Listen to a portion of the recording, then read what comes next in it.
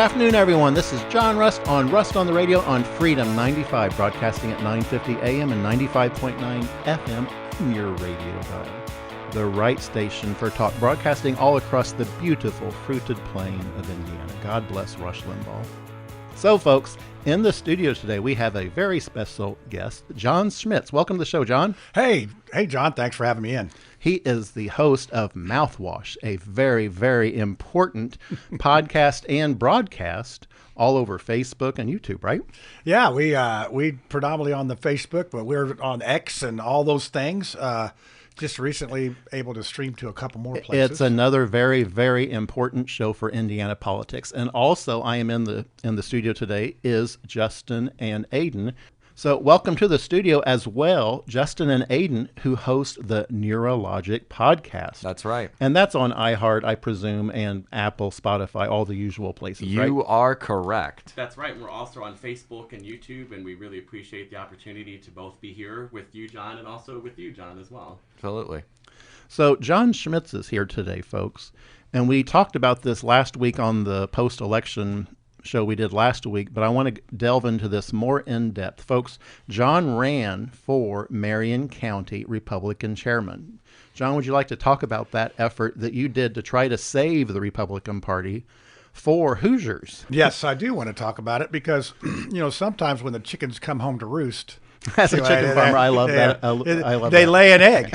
And in this case, it was a bad egg. It was a bad egg because they ran a candidate a paper candidate that came out and campaigned with me and promised all these things and not only did not deliver, but basically gave up. And she's ghost. She won't even reply to emails or phone calls to people that are actually elected officials. Well, what I didn't like about her is she didn't even have candidates for all the major offices in Marion County. You have to at least put someone up, because what if something happens? You never know if someone, is in an accident or something like that.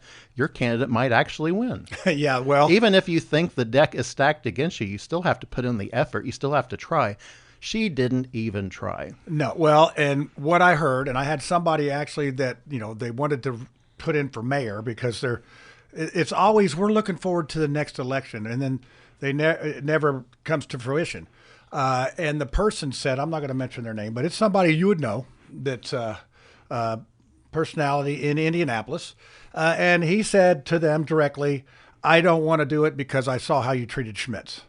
And, once you get to the point where folks don't trust you and they will not, you won't go to bat for them. Right. I mean, they won't even get on the on-deck center right now, circle with these things. It's very discouraging. And this is the fruits of that, mess up. And folks, John Schmitz has always been working, really his whole life to push the Republican Party to be a party for Hoosiers, for conservatives. And because right now, as John knows and as Aiden and Justin know, it is the party of the establishment. It is, it's the party of government, in my opinion. It is not a party of conservatives. I'm a conservative. I'm a fiscal conservative. And sadly, that's gone in the state of Indiana. Just look at what our taxes are, the gas tax, the tolls. It is ridiculous. We'll get into that later. Death, for no, sure. It is crazy. It is crazy. But folks, the establishment knocked John off the ballot because they knew he would actually make the Republican Party popular in Marion County. I truly believe that. You have a big following for your show. And I had 19 people that were wanting to run for precinct committeemen, and I had more than that. We actually got about 150, but 19 that I personally asked. Ken Johnson, former chaplain of the Colts, would be a great spokesman for our party. They threw him off the ballot. He is so... And folks, I want to get into that a little bit. What John's talking about is they use something called the two primary rule to throw people off the ballot who decided, they've been working their whole lives like me.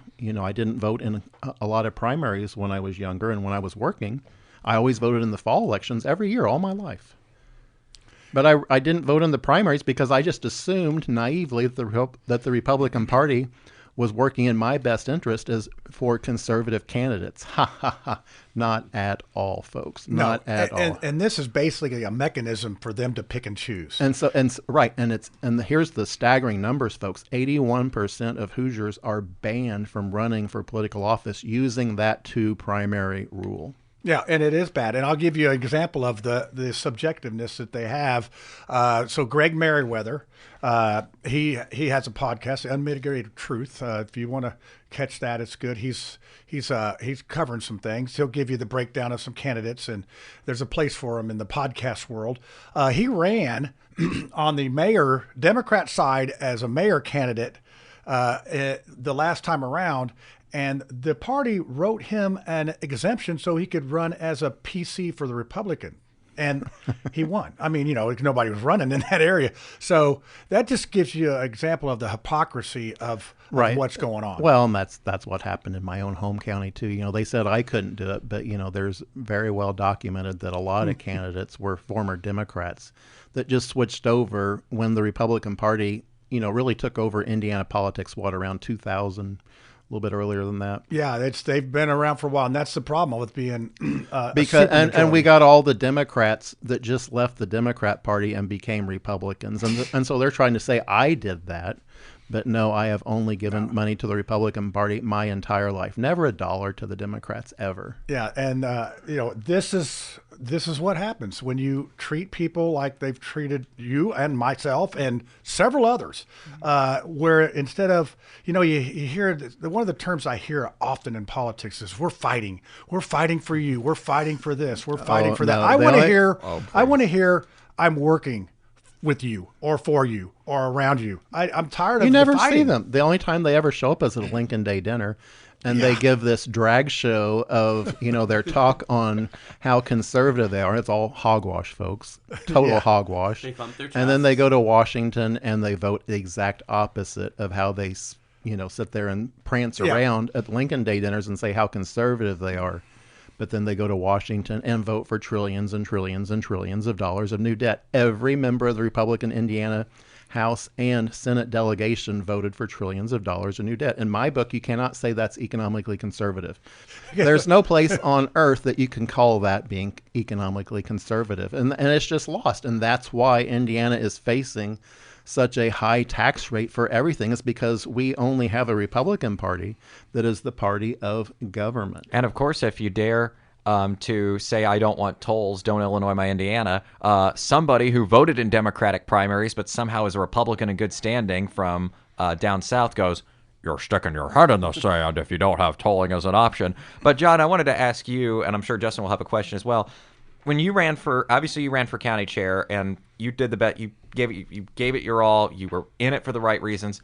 And then when it comes to this current chair, Natalie Goodwin, she had an endorsement from a certain United States senator. Yeah. Would you like to tell us who that was? Old Jim Banks. Virginia's third U.S. senator. Not a big fan of Jim Banks. He, first of all, he endorses Natalie Goodwin. Doesn't know her, doesn't anything. But I want him to own it. Now he needs to own. These guys endorse these people without any knowledge. Well, if Jim Banks has endorsed you, you're a pretty bad candidate. Look who he endorsed for Secretary of State, Diego Morales, who has so many issues. In my opinion, Diego, if he is our nominee for Secretary of State, he's going to lose this fall to Bo Bai, in my opinion. Yeah, and it's going to be a tough battle because, like I said, the party overall, that pendulum's starting to swing back the other way, and it's going to be pretty soon. It's going to be anybody but the establishment. Well, and they have not done a good job building the party. No, well, and we talked about the endorsements. Rokita has endorsed Diego. Banks has endorsed Diego. I don't know if Braun has yet. I presume he will. I assume Braun will endorse Diego, knowing him. No, on Diego, though, interestingly, he lost his race to be a delegate to the I got convention. a list. I got a list of them. His wife lost. His campaign manager lost. Keegan lost. There's a list of. I actually went Folks, through this them. is who Banks and Rokita have endorsed as someone who can't even win a race for delegate. Yep. Well, in addition, the secretary and the treasurer of the Marion County GOP club, they lost. Right. And so there's a lot of them that are basically the establishment lost. Now they'll get appointed. They'll be up there because somebody will forget to pay their fee or whatever. But to get back on the Diego thing, I saw his true colors at Don Bates's church when Micah was there giving the sermon. I got to go back in the VIP room, and Diego was in there, and he just comes right over to me and just starts in on me. He was like getting on me. His guy had to pull him off of him. He's like, "Hey, there's people watching this." I'm like, "Dude." So it was like Gollum and the Lord of the Rings. Well, they're scared of David Shelton because he's just an ultra competent candidate. He's not flashy. Nope. Frankly, he's kind of boring. But we want that. But that's what you want for Secretary of State. You want someone who will do the job, and he is an election expert. He actually has patents in election technology, the physical technology of counting votes. David Shelton has patents on that. That's the kind of person you want running our elections. Yeah, we step back. In 2020, I voted for Diego, but I was hoodwinked because I thought Diego was the hardest working man in the politic, and he came in and if you watch when he was in that committee, that interview that they did was embarrassing.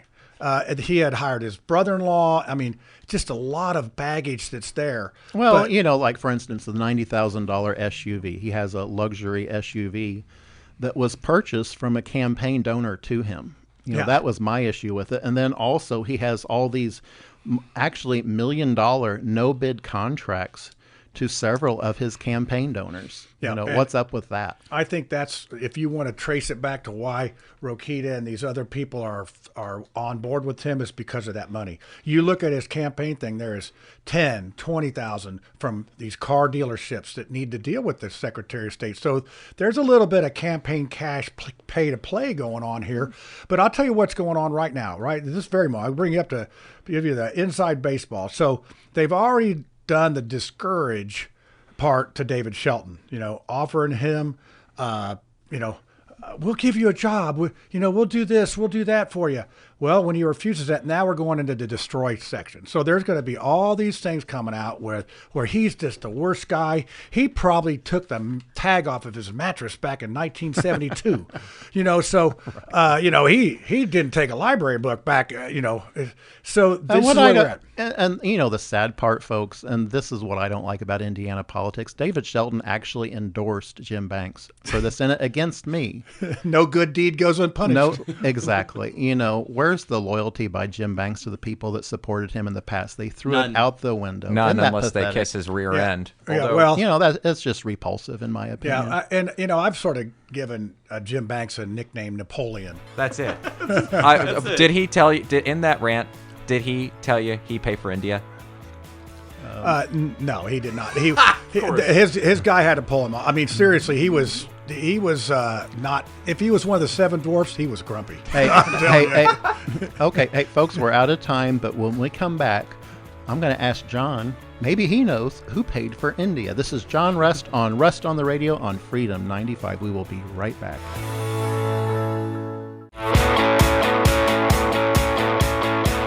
Welcome back, folks. This is John Rust on the Radio on Freedom 95, broadcasting at 950 AM and 95.9 FM on your radio dial. The right station for talk, broadcasting all across the beautiful fruited plain of Indiana. Folks, I'm in the studio today with John Schmitz and Justin and Aiden. Welcome back, guys. Thank you. Thank you. Great and we were talking before the break about Diego Morales, and he had this trip to India. And I guess he went there with a guy named Raju Sinthala. I have two questions. Who paid for that trip, and what on earth were they doing there? And how does that relate to the Indiana Secretary of State? I'm pretty sure it's related to the H-1B visas, and they were making bank on it. So these maybe that's why banks endorsed Diego. Yeah, bank and bank. There we go. Well, and that I think is one of the things. This comes to visa access, as I understand. Get access allegedly. I don't want to get sued by anybody. Okay. But yes. Just think about it. If you go to India, you're an Indian guy. You come in here and say, "Hey, we could get you into the United States. You're a rich guy. You got a little bit of money. Let's go ahead and give us a little bit of coin here, and you're in." The issue I have on H-1B visas, folks, is why on earth is the Indiana Republican establishment pushing this so hard to take jobs from actual Hoosiers? They all talk about it in the Twitterverse about how horrible and evil H-1B visas are, for instance. But then look at exactly what was Diego doing in India doing? Well, was that H-1B involved? We don't know. But it was certainly, it was under the impression I got on social media that something was going on where it was about visa access. Oh yeah, it definitely was. And so who paid for that trip? Who paid for Diego's trip? I think the Cookie Monster on Sesame Street is the guy. That's going to be my. Because that was an expensive trip. You don't just go to India for a few $100, folks. No, it is not, and it is odd that our Secretary of State is there. I mean, really, it's just very odd, and that's where I go back to. So we have Dan Elliott keeps his nose down on the finances of Indiana. Now, people would argue about his investments in Israel and that, but hey, we're making money on it. And then you got Elise Nashala, head down, comptroller, doing her thing. And then you got Diego, who's out here and doing all sorts of things unrelated to the Secretary of State's. So I would say if you were to add a person, when we mentioned Sesame Street, one of these doesn't match. Which one of these doesn't match? You remember that? They used to play that. Which one of these doesn't match? It'd be Diego. Now, if you were to insert David Shelton in there, he's going to keep his head down and he's going to do just the actually work. do the job. Yeah, and not be in the headlines for an HB1 visa, discussion or sponsoring the Indiana State Fair with taxpayer funds. Which is what really happened. Total conflict of interest. Now that you mention that, let's talk about this how this works. So I actually worked the poll all day, 12 hours straight at Mary Bryant. I was out there for Sarah Brown. I thought, against Shreve. She's a quality candidate. Wonderful candidate. I don't stand out. We had her in here a few weeks ago. I don't stand out in the rain for just anybody. But there was two other guys there. This was very interesting. They worked at the sheriff's office. And they were campaigning for the new sheriff guy and Kate Sweeney Bell, the clerk. Mm-hmm. So as we got to know each other, they're talking that day. I've come to find out they were on paid vacation, but they were there because they were forced to be there. Because one was a Republican campaign and the other one was an independent. And I'm like, wait a second, this seems like they're getting paid basically to be here to campaign for these folks. And so, so if I'm going to complain, I would complain to the election board. Who's running the election board? Who's the chief of the election board? Oh, the clerk, Kate Sweeney Bell. Do you think Kate Sweeney Bell is going to investigate herself? No. And then this is where we get back to the Secretary of State. I want a Secretary of State that's going to come in and hold these local, counties accountable for these actions. We have nowhere to go to file a complaint that will actually be heard. And this is what frustrates me. And Diego, he got in trouble, directly himself for doing a campaign video during a actual voting operation, correct? Yeah, well, that was before he's been the little darling of the party. This was back when they were maybe trying still to make him get out of the way or whatever. So, I think a little bit of green makes things change a little bit in this business. Suddenly the rules don't apply. Follow the money. And John brings this up a lot. He says it's a big club and you ain't in it. Well, at the old George Carlin, but it is so correct. And they'll even go out and brag, oh, this is a big tent. It's a big tent. It just doesn't have a door. Hogwash. It just doesn't have a door on it. No. Or this is grassroots effort. No, folks, they will take your money like they did from me. Again, I have only, John Russ, the chicken farmer from Seymour. You can look it up. It's public knowledge. You just do a data search on it. You will find every campaign donation I ever made was only ever to Republican Party candidates my entire life. But then the banks people and everyone says, oh, you're a Democrat. Well, that's their go-to. What really, and that's how though I have only ever given money to the Republican Party my entire life. One of the positive things that came out of that, John, is that I met you. Mm-hmm. I would have never met you if that was. Well, and that's why I'm doing this show, is because I've met people like you and Aiden and Justin here. And also to the other Justin who can't be here today, the redneck Republican. That's right. From Versailles. He started a new show, which is nice. I did bring my sunscreen, but okay. He will be back. So why did they have to make it look like, I don't know why they had to do that. It just seems like they are bullies. It's just they are. It's what they are. Well, they're scared. I think Banks was scared he would have a Murdoch moment where someone asked him a question and he would implode. Just like Dick Murdoch in 2012. And that's why he, would not debate his Democrat opponent. for the Senate race because he's just scared of actually being on the record in a debate situation. We need debates. And John, I was going to ask you a question. We're talking about the Secretary of State job, and we're talking about how poorly a job Diego Morales does, even though he likes to brag in a 60-second speech about how it's not about him. I believe the IEDC should be abolished, and I wanted your take on that as it relates to all of this, and the special interests and the 50-year tax breaks and our wonderful so-called, Republican governor, putting out these 50-year tax breaks for data centers, and how I believe the data centers are disenfranchising Indiana from the rural areas and even to the cities and everywhere in between. They're disenfranchising people. They're taking up our water, our land, our electricity, and the career politicians, they like to protect the data centers, and we don't get a choice. Well, and it's the campaign cash. That's part of it. They'll come in and spread some money around. In Decatur Township, which is just south of Mars Hill where I live, there's a data center that came in, and they're not all bad. To an extent, and I just have the issue of why on earth are we subsidizing them, and why, in some aspects, why are we being forced as taxpayers to subsidize our own demise? Yeah, without even a choice. Without a choice. And, and one thing I have, we talk about data centers, and the big issue on this is AI, artificial intelligence. Governor Braun announced we're going to be using taxpayer dollars now to help, quote unquote, help employers force their workers to be more, quote unquote, productive. Folks, that's code for you're our slaves. Get back to work, man. That's code for we're going to work you harder, or we're going to take your job away from you. And he's got, and actually he and the IEDC with his little commerce secretary David Adams, and I'll add on to this, they were not only trying to get people from out of state, particularly from California, to come here, they're also trying to do the H-1B scam. Do you think that plays into... Well, that's the issue I have with these data centers is how many of these jobs actually go to Hoosiers? How many of them are actually just being There's not a lot of jobs with them, really. No, they're being offshored to India. It's a call center in India is probably handling most of the data center work. Well, what happens when Elon Musk or somebody that's really smart, besides me, comes up with a way to crunch this data down into a little bitty, like our phones. Our phones are like computers. 1984 would be a big Commodore 64. Right. What happens when what are these data centers going to do in 10 years? Because this could be, all this storage could be replaced in 10 years. Now, I don't know if it will be, but what's going to happen to these places? They're just going to be big old lumps, and they're going to say, well, we're going to give you all this. There'll be more warehouses for self-storage for Jefferson Shreve, I guess. Isn't that his business? There. Yeah. And for all the career politicians to store their stuff there. We just need your leadership. I mean, this goes back to why we raised the curtain and shined the flashlight. It goes to the theme of the show, John, and that's what you're doing with Mouthwash. It's what we're doing with our Neurologic podcast is, exposing all these career politicians, and we just need new leadership, and that, like the other Justin has said on the show, vote out the career politicians and stop letting them back in.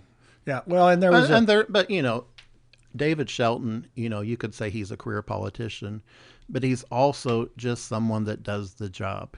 That's right. And he wants to be Secretary of State. You're not going to see him, using that to, run for Attorney General next, or to run for Lieutenant Governor next, or Governor next, or Congress next. No, he wants to be Secretary of State to do the job, the physical job of just actually running elections, because that's what he does in his home county. I mean, wouldn't it be nice to turn on the TV and not have your Secretary of State plastered on it for something dumb? I would agree. I mean, he's got over half of the clerks in Indiana have endorsed him. Right. I mean, this isn't and a so guy everyone's written him off. I don't see that. I think he has a chance yet. He's got a chance. Not only that, Connie Lawson, former Secretary of State, she's behind Shelton. Yeah, that's big. Well, it's a big deal. And I think a lot of the delegates are actually starting to say, "Hey, wait a second, Bo Bai's going to have $10 million to spend against Diego all across the state." And there is a litany of ads that you can run against Diego because of all of his issues. Mm-hmm. Yeah, I had somebody say that about Shelton. What are you going to run against Shelton? That he's a good secretary of elections, because that's what he does. Yeah, he's done great as for Knox County. He's done a tremendous job, but Diego just has so much baggage. Yeah, well, he does. The Bo and- Bai is going to come in and just clean his clock, in my opinion. Yeah, well, and Bye. I think this is a sort of a perfect storm of people sick and tired of the establishment and the way they've treated folks, and the Democrats actually getting a candidate that's got some name recognition, got some money behind them. They are hungry for a candidate that is, like a Bo. He's a young, smart guy, been a Marine, all the boxes. He's a moderate. It seems to be a moderate Democrat, and that's where the Democrats think they need to go because they got so far out there with all with that the other lunatic stuff. candidates, and Mamdani. they're running a non-lunatic. Folks. Right. Well, and Well, you know what, John, and maybe they told you this when you said you wanted to run because you ran for a top office. I Right. ran for mayor, my first one out. When I went in and talked to Republicans, they said, "Why don't you run for school board?" And then come back after that. I'm like 50-something years old, and they want me to run for school board and work my way up. No, my issue on that is, and why I didn't run for state representative or state senate, folks. What happens is they turn you. You get in there, and you start looking at your job as serving government rather than the taxpayers, rather than the voters, and that's why I'm being very careful. If I ever do run for anything, I will run for that office only, and I will do 2 terms, and I will get the heck out of there because I don't believe in, just unlimited terms forever. Because I think what happens is you become indebted to the institution rather than the people that sent you there. I think that's what happened to Banks. I think that's what has happened to Braun and Rokita, all of them. And even Carson. I mean, They just cannot look at it as a career, and they forgot who put them there. Right. And my gosh, what on earth is happening to the Indiana Republican Party when they are forcing tolls on every mile of Indiana interstate by authorizing that in SB 1 last year? That was an awful decision. But folks, we're out of time. But when we come back, we're going to get right back into those tolls, how deeply unpopular they are, and how the Republican Party in Indiana must immediately take that authorization away from any future governor. This is John Rust on the Radio. We will be right back.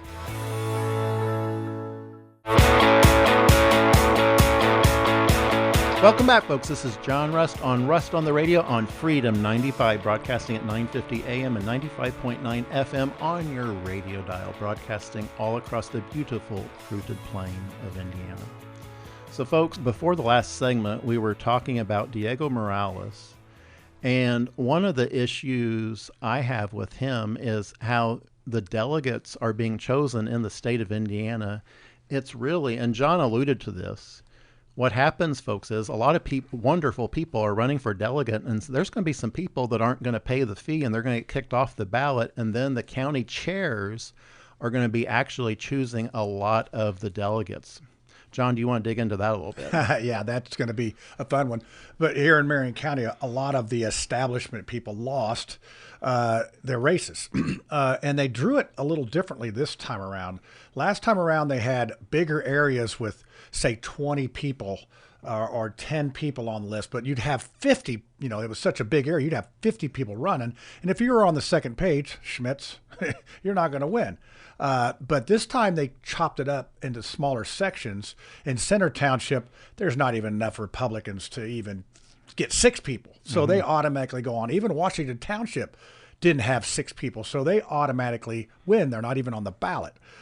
So what happens is if you didn't pay your fee last night at midnight, by midnight, you were in it. You're not going, and it's $150. I think the Democrats may still only be 50. Wow. And they raised it from 100 to 150. So what percentage of elected delegates do you think won't make that cut? I'm going to say 10%. That's enough just percentage, because, folks, that it could be that could be deciding and why Diego could likely win. Yes. Because people that actually won, maybe didn't even know they had to pay this fee. And I think that happens a lot. And then they don't talk about it because then the county chair can just say, okay, well, I can throw in my buddies who will vote exactly how I tell them to vote. And I think the reason they switched it up this last time is because when Micah won, there wasn't any to appoint. These people, they went out and they did a campaign. We want to get our delegates. And, Micah didn't win by a lot. It was maybe 80. Very close. 63 or 80 or something like that. So they learned their lessons. So they'll figure out a way to get this done. So they reconfigured the formula. But but in my opinion, I think in the end, and folks, this is what Republicans have to look at in the fall: is why are we going to give this Secretary of State's race to Bobai? Yeah. And folks, that's the elephant in the room on this. Yeah. Diego, right now it's the establishment trying to say, well, he's our guy, so we're going to make him the candidate no matter what, no matter how good David Shelton is. They're going to say, no, it has to be our guy because his donors are our donors, and we're going to be beholden to those donors. But in the end, I think the delegates are going to look at this and say, well, hey, wait a second. Don't we want to win this fall? Right. Why are we giving the Secretary of State's race to Bobai on a silver platter? Right. Well, it's, these elections become popularity contests, and they're not really on merit. They're not on what the guy can do. I don't know anybody that's more qualified than David Shelton. I'm sorry. Just put that, right in the thing. And Diego's been doing it for 4 years, and David Shelton's still more qualified than Diego. And folks, and you will see this in his endorsements. David Shelton's endorsements really mean something because they are by county clerks all across the state of Indiana. Because, folks, David Shelton, usually on his own dime, has been going around and helping people actually administer elections because that's his job in his home county. He does that all across the state for other people. And that's what you need from a Secretary of State, somebody who's willing to do things like that. And here's my biggest fear, and I'm sure Justin would be happy to add on to this. My biggest fear is that if they do rig this convention for Diego and, the delegates are asking, wait a minute, why should I vote for this clown when he's going to give Bobai an easy victory? They'll say, shut up and do what you're told. One of the questions that should be asked to those chairs that are saying shut up and obey, what effect will a Bai victory have down ballot? Because that will have, because Diego's on top of the ticket this year. We don't have a senator up for re-election. We don't have. And I think that's why the delegates may say, "Hey, wait a second." And there's a rumor going around the state of Indiana right now, John, that they're looking for another candidate right now for Secretary of State. For Secretary of State. And that's exactly what happens. And we've all been talking about the fact that because I think the establishment knows Diego's going to lose. What's the deadline for? Because you have to put 18.5 in just to run for it. Justin, wasn't the deadline in March? I think. But I think there's some other candidates that are actually technically filed that have not been actually campaigning for it. Yeah, I mean and you never know. Sometimes they'll put in a candidate to siphon votes off. I don't think this would happen, but it could. They may just go to Diego and say, "Hey, sorry, you got to bow out. We're going to put someone else." If they were smart when they do that. Well, just the answer, it's what John says. We have a great candidate already, David Shelton. Why on earth would you even want another candidate other than David Shelton? Yeah, and with the ranked choice voting, it's going to come down. I don't think there'll be 50% the first time around. There might be, but I doubt it. With if we have more than that, it definitely won't happen. That's Diego's only chances if he gets 51% from the beginning. Yeah, and that's not going to happen. It's just they did this. If he doesn't win that first vote, he's out. Yeah, they did this to Curtis Hill. Exactly the same thing. Curtis Hill had really close on the first ballot, and the other person lost, and those people went over to Rokita. That's history. So that stranger things would happen with this ranked choice voting. You have to have 50% plus one vote. And if you don't get that, you keep voting until you get it. And we're more than likely going to get down to Shelton and Diego. And so I would say that if you're a delegate and you're listening to this, go in with an open mind. I know some people that have already decided, and maybe, I would say that I would be the same guy. I could have my mind changed if I have somebody better than the sliced bread that we have. Is it a secret ballot? It is a secret ballot. Nobody looks over your shoulder. My thing is... So I think there might be a lot of people that will say, "Oh, I'm going to vote for Diego," and they'll say that to their county chair, and the county chair may wink at them and say, "Vote for Diego," wink, wink. Right. Well, the thing is, this is my strat. If you're a delegate and you're listening to this, just keep your cards close to your vest, because they will come and they will promise you you will get extra stuff. Go to the hospitality things. They'll be rolling out red carpet. But if you tell them who you're going to vote for first, like I have with David Shelton, possibly, then I'll get an evil look from, say, a Diego Morales. I would say, go in there. Well, I think the delegates are good Republicans, and they're going to look at it this fall. What's best for the Republican Party? And Aiden brought this up earlier. If we have a Democrat, Bo Bai, that's going to open up the Indiana, a quote unquote red state, to actually be purple. Oh, yeah. With what Bo Bai will bring, because of all his money. And as I understand it, folks, $10 million is what he brings to that race. That is a lot of money. And he's even been getting, and Justin, you can point this out, Bo Bai's been getting a lot of cash from a lot of donors, right? That's right. It's a lot of cash. Well, and it's going to open up our state to becoming like Illinois. Well, and the race will be nationalized because the Democrats will see Indiana, they will do this to embarrass the Republican Party because we have such a wretched candidate, and we can avoid it all now. And I'm speaking to the delegates from my heart. Folks, David Shelton is just an awesome guy. He's an awesome candidate. He will do the job.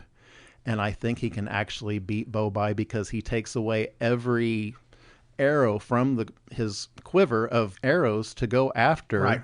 Go after the new guy with no experience, with the old guy that's got all the experience. And I think, Justin, I can also have a message for delegates. Look, you don't have to vote for Diego Morales. And Justin, you feel free to add on to this. You don't have to vote for Diego Morales. Pick, as John said earlier, go in with an open mind, or just vote or if you have an open mind, vote your conscience. Well, and stand up to the money. That's the big thing. We've had that too. The establishment. Yeah. So one of the things about how I vote for somebody, and John, you fall into this category. If I could call you on the phone and you'll answer, or you'll get back with me very quickly. David Shelton's in that same category. I always say 80% of why you should vote for anybody is if you can get a hold of them. Right. So my thing is with Diego Morales is after he won, I voted for him. I try to get a hold of him. There's an answer. You never hear from them. Never hear from him again, unless you're a big time donor. And I could add on to that. I've had 2 written requests for an interview hand delivered to his office I could see if they would just send back and say, pound sand, we're not going to do it. No response. It's just it's just how the Indiana Republican establishment looks at things as they know the way, and everyone else should stand aside. They want to pick winners and losers with the IEDC. They want to take the toll money, and it's not going to go for roads. And they admitted this with the stadium up in Chicago. They're taking toll road money from the road that's already tolled up there, and they're promising that to the owner of the Chicago Bears. What's up with that? To build to help build the stadium up there. Folks, we're out of time for this segment. When we come back, we're going to continue this discussion on tolls and how deeply unpopular the establishment Republican Party is. This is John Rust on the Radio.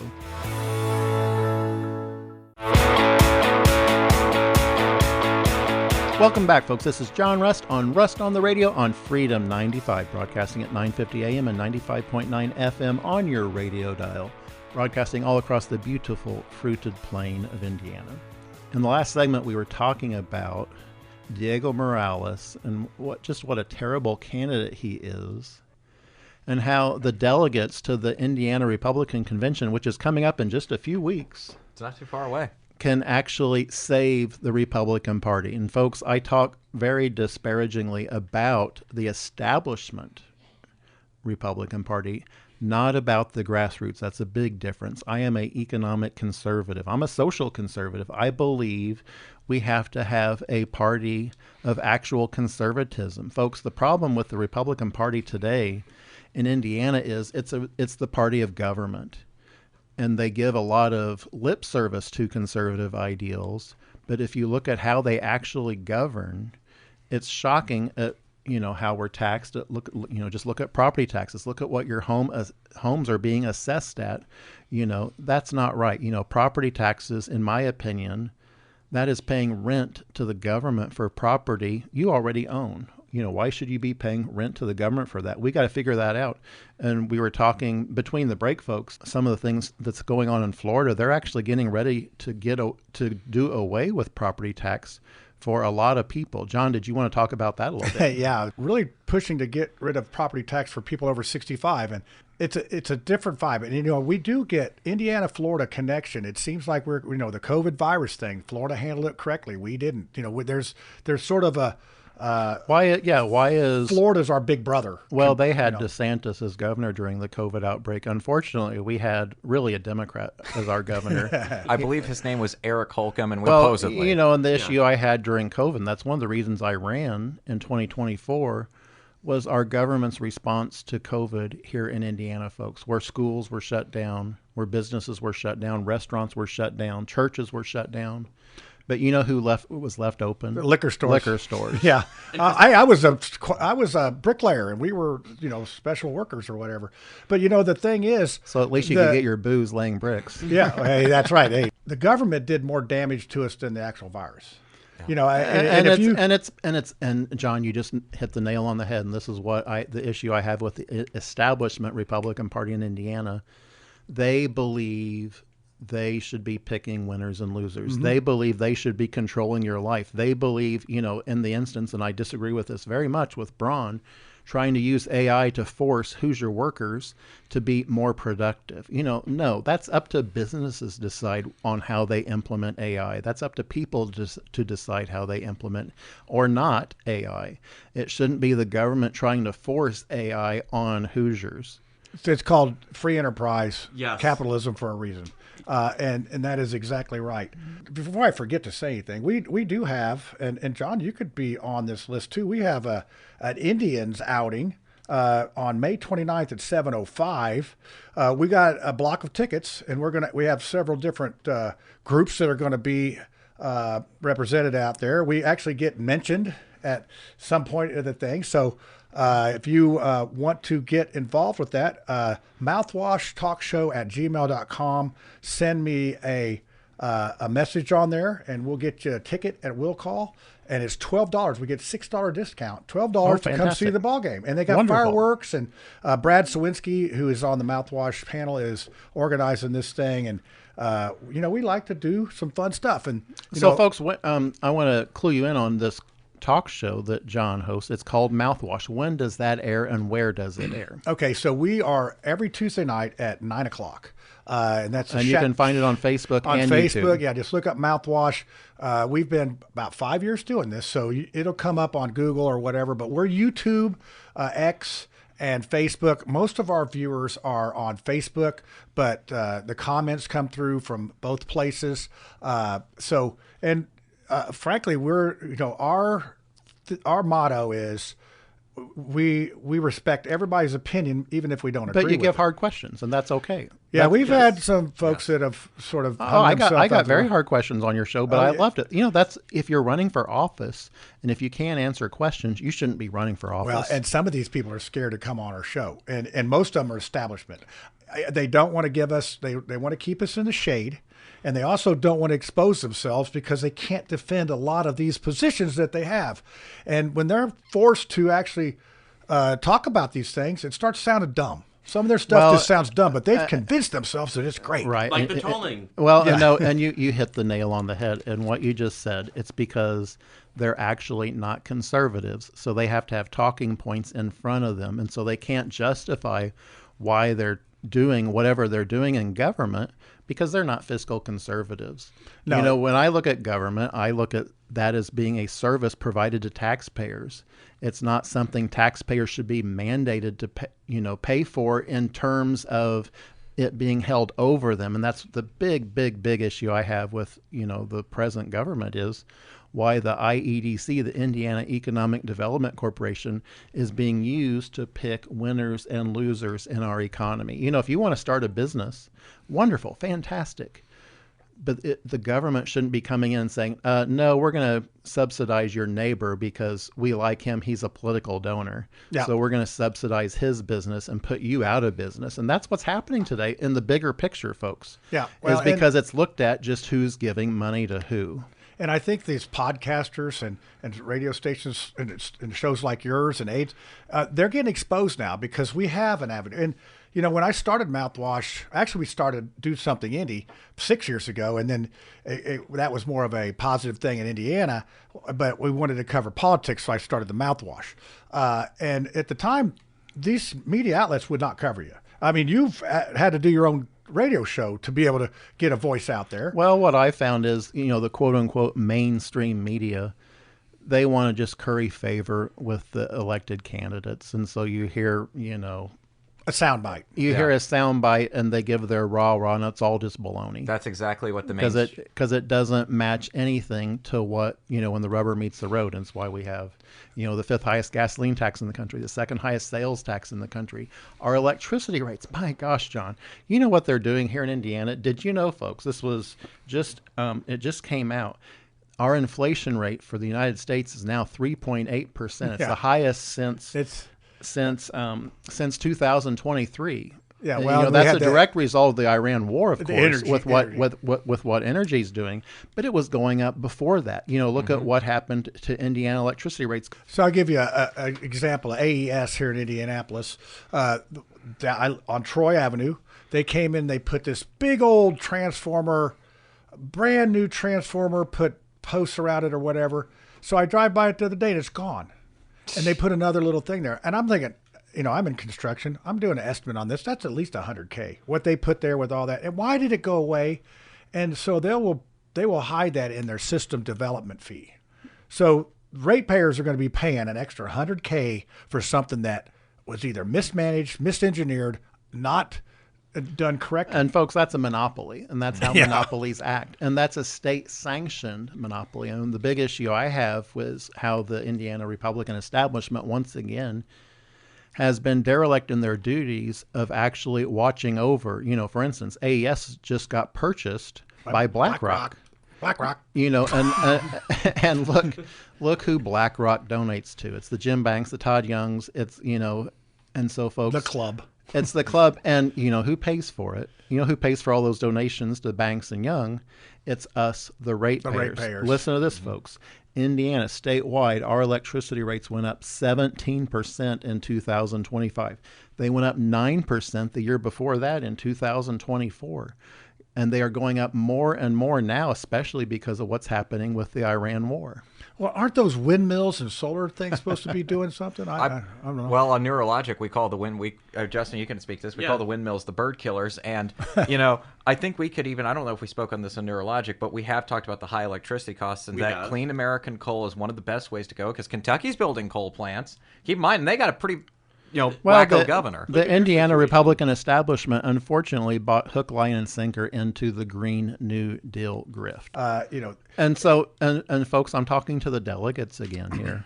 We have a chance to save the Republican Party, I think, from electoral defeat this fall by, in my opinion, electing David Shelton at the convention as our candidate for Secretary of State. Okay. So my question is, do you think that the establishment is going to change course and try to be maybe more friendly, or do you think they're going to double down and just continue down the road? Oh, I think they're going the wrong way. I think everyone read that election result the wrong way. It was an anti-incumbent election. Look at what happened to Jefferson Shreve.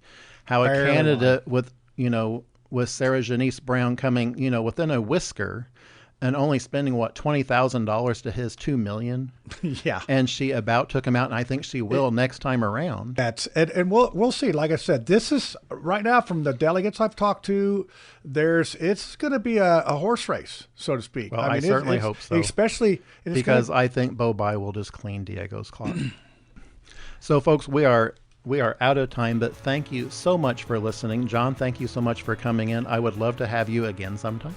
Oh, it's been great. I mean, this time has just flipped by here. We just get into it.